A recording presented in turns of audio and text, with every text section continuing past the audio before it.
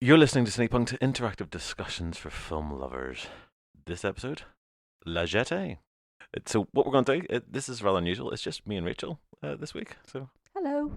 So Dr. Richard Kelly and Robert J. Simpson sitting here, and we thought what we'd talk to you about today is La Jetée, the 1962 sort of short film from French filmmaker Chris Marker. Yeah. For those of you who haven't seen La Jetée, calling it a short film kind of doesn't really do it justice. For one thing, there's virtually no moving image in it whatsoever, which for me is part of the magic of the movie. Because after the initial kind of shock of, gosh, this is just a series of still images, um, you don't notice anymore. And in fact, the power of it, in a lot of ways, kind of derives from the fact that it sucks you in through this montage of still images into this kind of dystopian vision of the future. And then back to this idealized 1960s Paris, where our hero uh, sort of starts this amazing cross time love story.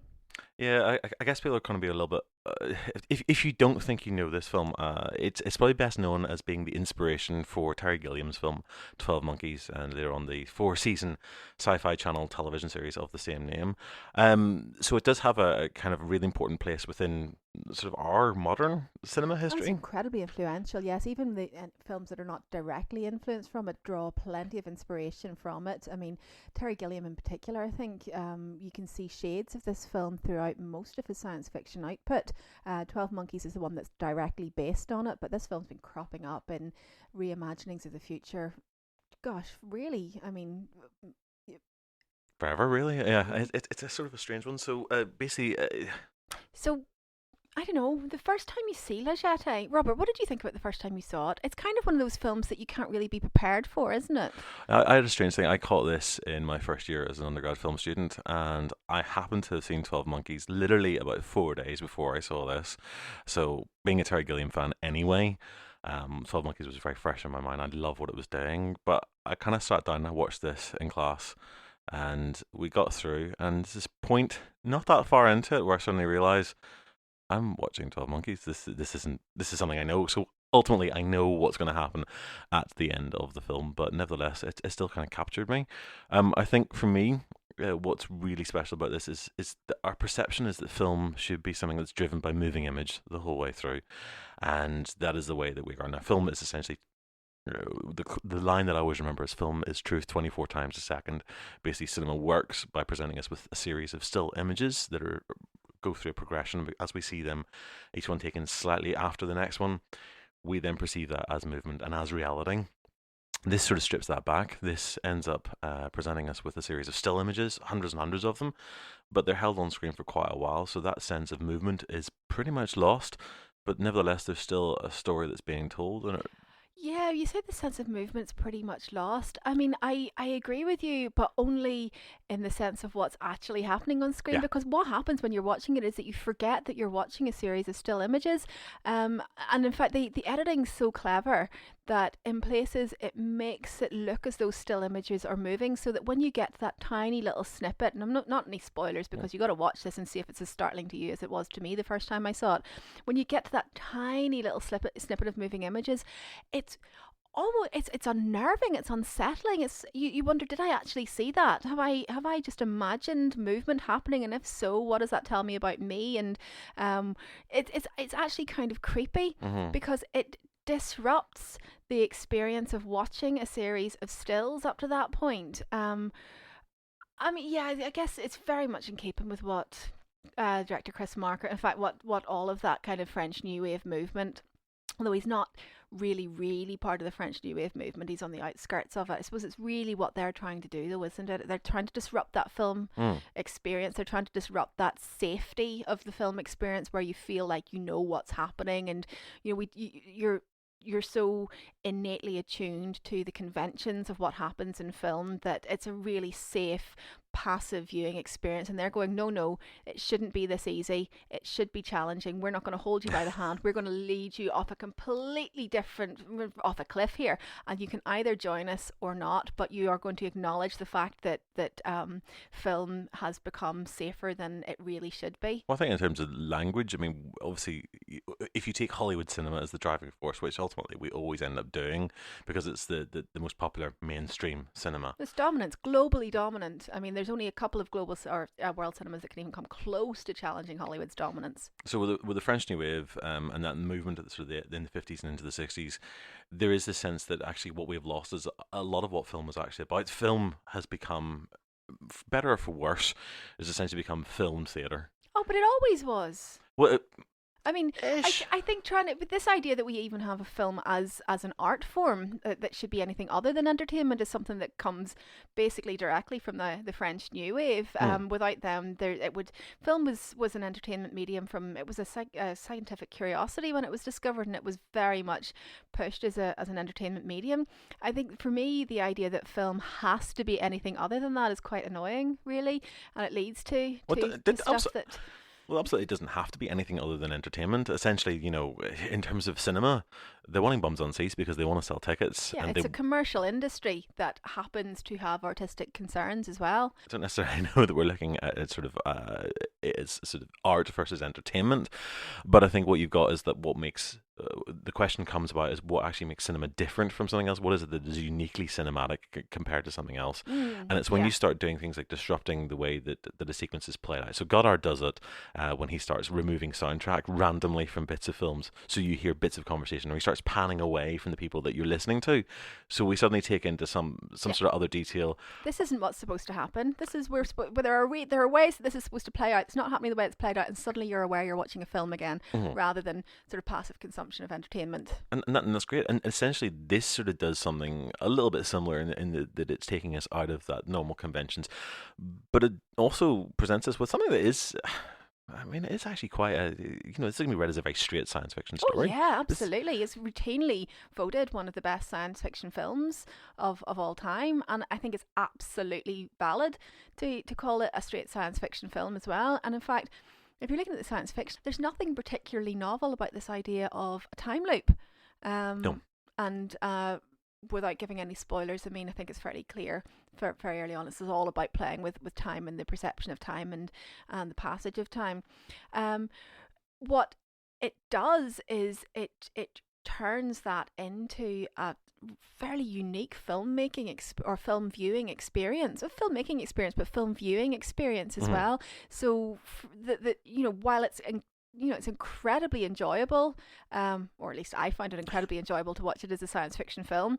The true heart of it, I think, is so many different layers down. Well, I think you said to me earlier on that before recording that essentially you could read this and it's the story beats are all there in traditional sort of narrative cinema. I kind of see that there's something else going on with its sort of cyclical nature of the narrative, because essentially we open and close with the same image. We have a story that falls in on itself, without spoiling what actually happens for people. We open with a traumatic vision that we will return to, and actually is repeated sort of throughout the film as well. Yeah, but it's by no means the only film to close it's not on the same image that it opens with. In fact, I mean, in a lot of ways, it's kind of echoing these sort of mainstream Hollywood directors that the New Wave were so invested in kind of lionizing and insisting on their artistic merit. Genre directors in a lot of cases, people that were fairly commercially successful, but nobody was arguing apart from the Hollywood New Wave that these guys were great artists. The likes of Alfred Hitchcock, the likes of John Ford.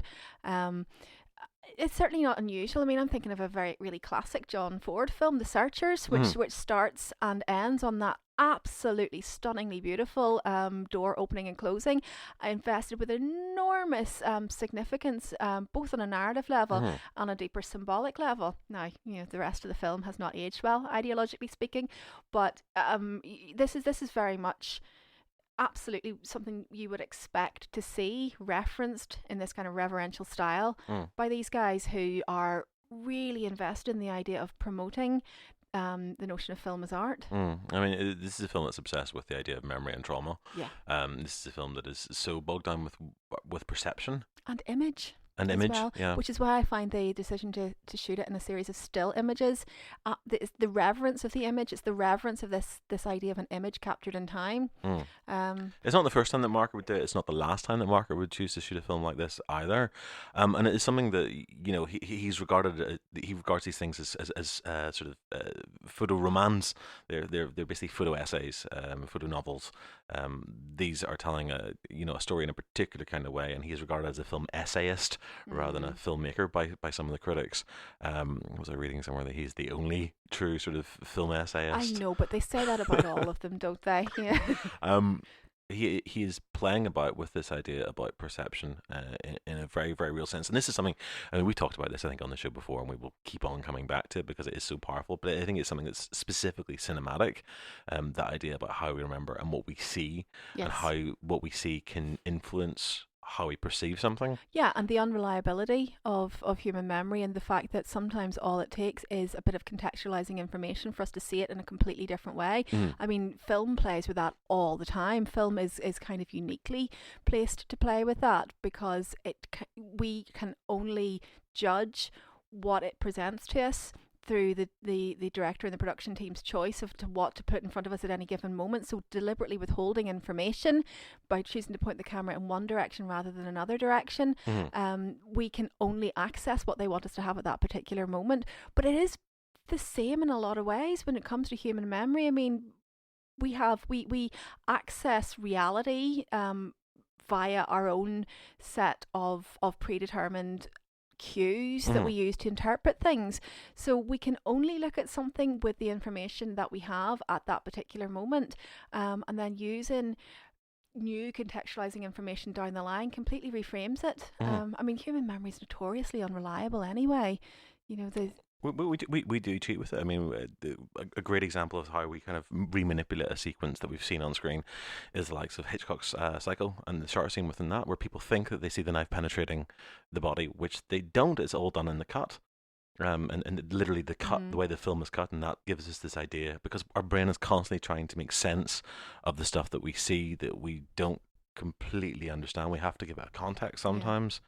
And it's that juxtaposition of images that will create a meaning for us as well, which this film is very, very good at doing. Talking of Hitchcock and the juxtaposition of images, we couldn't talk about this Vertigo. film. Yeah, we couldn't talk about this film without talking about Vertigo. I mean, it overtly references Vertigo, and Hitchcock, of course, is one of the directors that these guys are obsessed with, to the point there's sequences in French New Wave films that are basically shot for shot imitations of Hitchcock sequences. I mean, they love them some Hitchcock, but this one in particular, it really, I mean, it benefits from having it's the comparison they made explicit with Vertigo. I mean, they're both very much concerned with ideas of images and perfect images and the disruption of perfect images, and the sort of the unknowable woman, and madness and all sorts, but specifically when they're looking at the image of the tree, or the tree stump in La Jetée, it's a direct reference to that sequence in Vertigo. It's a lovely. There's a number of lovely homages to this. There was a little video I found online that kind of rolled those parallels out quite nicely with the actual visual cues. And there is something about this that you've got a guy who's obsessed with a girl. Not that that's anything new in the world. There are always plenty of those. But as you say, this idealized image, to the point where he allows this idealization of a sequence, this almost fetishization of a moment, to influence everything else that he does, to the point where he doesn't see the bigger picture. He doesn't see what's actually going on, and he misinterprets. Yes. Essentially, this is a film about misinterpretation. Vertigo is a film that is about misinterpretation. Yeah. And cinema essentially is about misinterpretation, with the exception of documentary. Even documentary, though.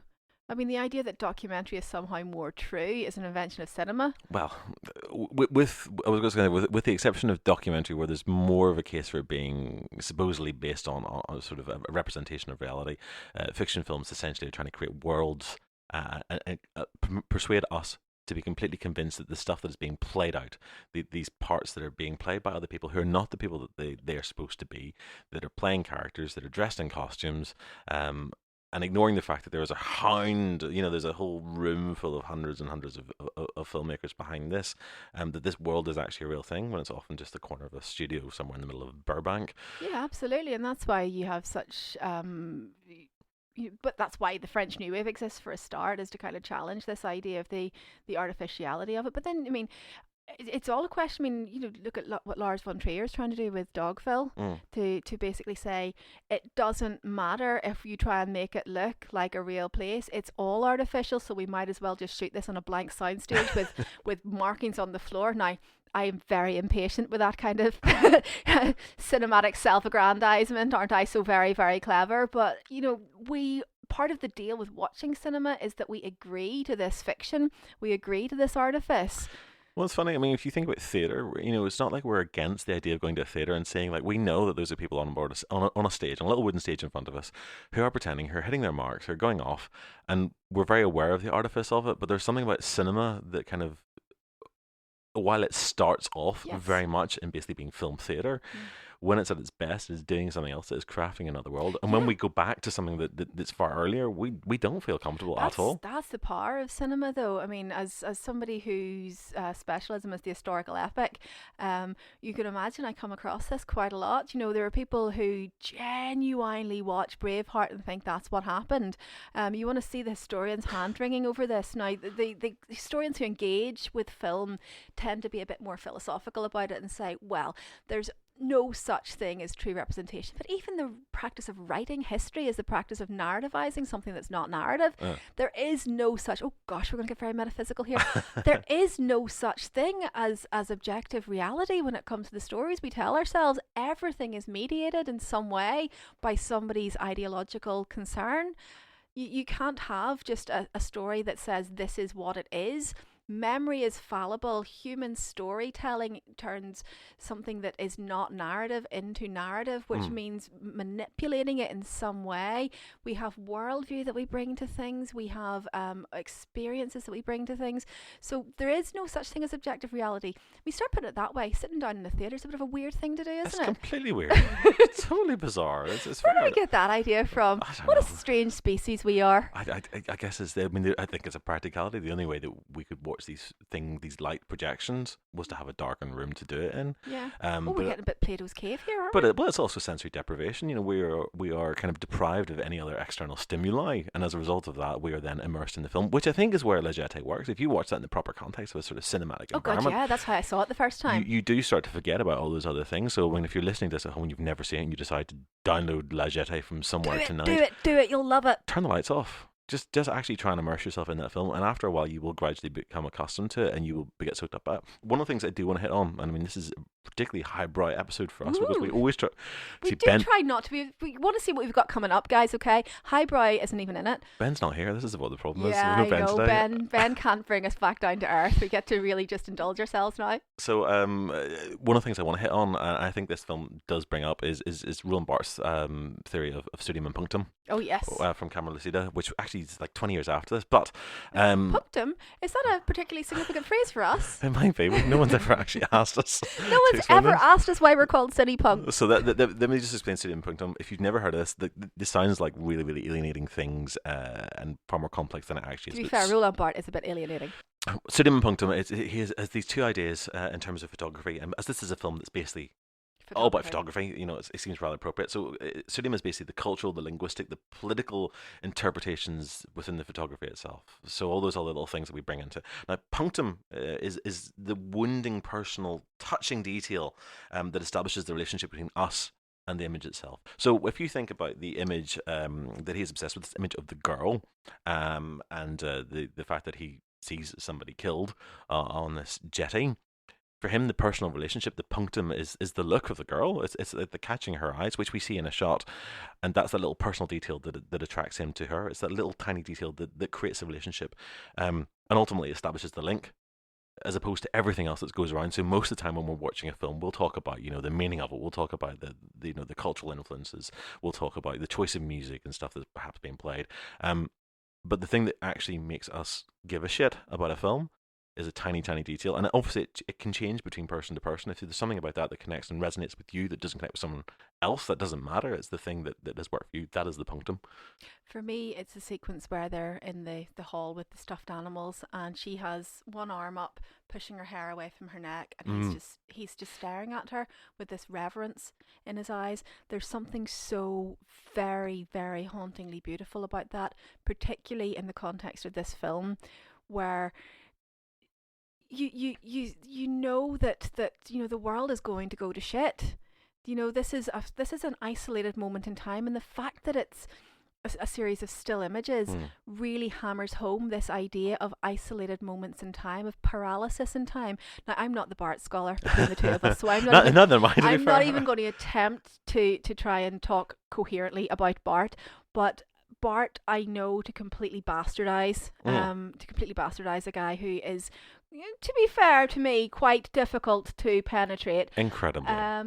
But he talks about the fact that the horror of photographs really is that, they freeze something in time in the way that death freezes something in time. A photograph of a corpse and a photograph of a living being will look virtually the same, but so I mean there's just this, which this film very definitely does. I mean, we see the living and the dead in exactly the same way. Absolutely. And I mean that scene that you happen to pick out, now I personally find that moment where you see her neck exposed deeply erotic.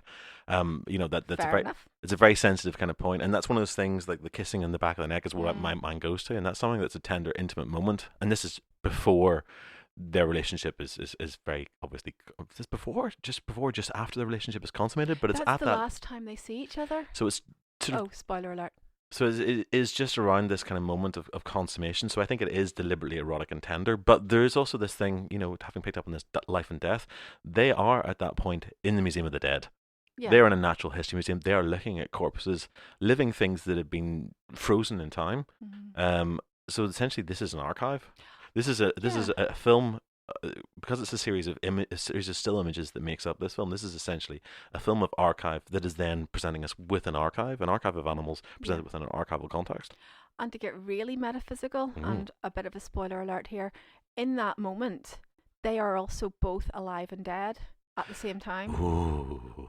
This is the problem with time travel, though, isn't it? Time travel. They are simultaneously alive and dead, both of them at that moment in time. Do you know, if you watch Game of Thrones, in the very last episode of season 6, I am both alive and dead by the end of that episode.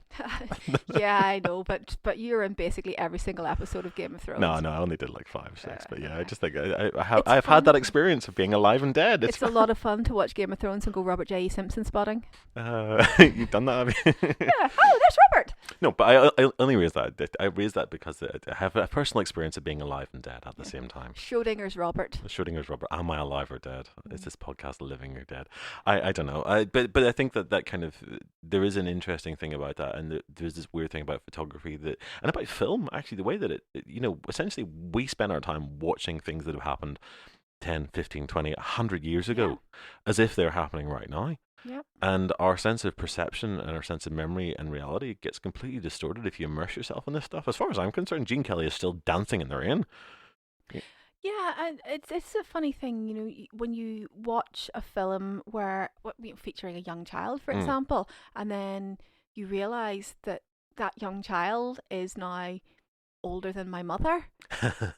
It's a very, very, I mean, it is that act of freezing something in time. And again, this is and I'm sure this is something that Marker is trying to get at with this film. I mean, he's such an intelligent, articulate, interested, interrogative filmmaker that this idea that film itself is about freezing something in time, it's about creating a kind of a time loop. Yeah. That this film is completely different from the other types of film he makes. He's a film essayist. He doesn't do science fiction. He doesn't do fiction for the most part. So why this story at this time? He's got to be talking about this idea that film is in itself it's about freezing a moment in time, it's about freezing a series of moments in time, it's about the image, it's about fixing an image, and it's about creating a loop. If it wasn't for the narrative that we have on screen, and you can actually download this and read it as well. It works perfectly well as a piece of written prose. Yeah. That prose influences very much how we view the images. Otherwise, they are a series of images that sort of might make sense, but they kind of don't, because they are images. They are stills, and you can rearrange those. And you can create all kinds of stories with them, which is essentially what filmmaking is. You take a bunch of images from you don't shoot things in sequence, but you then create a narrative from it, and that narrative influences the way that we then interpret this. I mean, you could put another commentary on this film and be something completely different. Yeah, it brings us back to this idea of continuity editing. I mean, I was just talking to a bunch of guys about continuity editing yesterday, and this sense that we have that continuity editing is something natural or innate. And then I show them 1903, Edwin S. Porter, The Life of an American Fireman, which predates, but only slightly, but it predates the development of Hollywood continuity editing. And it doesn't exist in that film. It presents one sequence from inside the house and it presents the same sequence from outside of the house. Yeah. Two separate scenes, both talking about the same thing, because this idea that continuity editing is something that we just know how to do is a modern invention. Well, I mean, we may live our lives in a continuous way, but our memories don't work that way. No, You know, exactly. we flit as this conversation does. You know, between thought, and if we were to have an hour long chat in the pub, we're going to start flitting between all sorts of things as the memories provoke other thoughts. And the wine makes us more intelligent. Sometimes. I have a sweet spot with wine. But definitely, I think Marker is allowing us to do something this is probably more authentic in terms of how our brains work than most cinema is. Goddard kind of gets it, almost. But I think it's more style over substance. This actually has a bit of substance to it. Yeah, I agree. And not just because I have limited patience for Godard. I hope that has given you some kind of taste of La Jetée. I realise this is a little bit more kind of cerebral than we sometimes do. We're indulging ourselves, really. We both love this film. And we went to uni for a long time for a reason. We did. We don't use it very often. We both met La Jetée in uni at impressionable ages.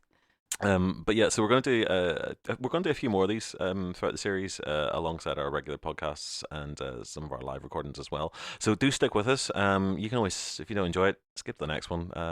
We've got something. There's always something good around the corner.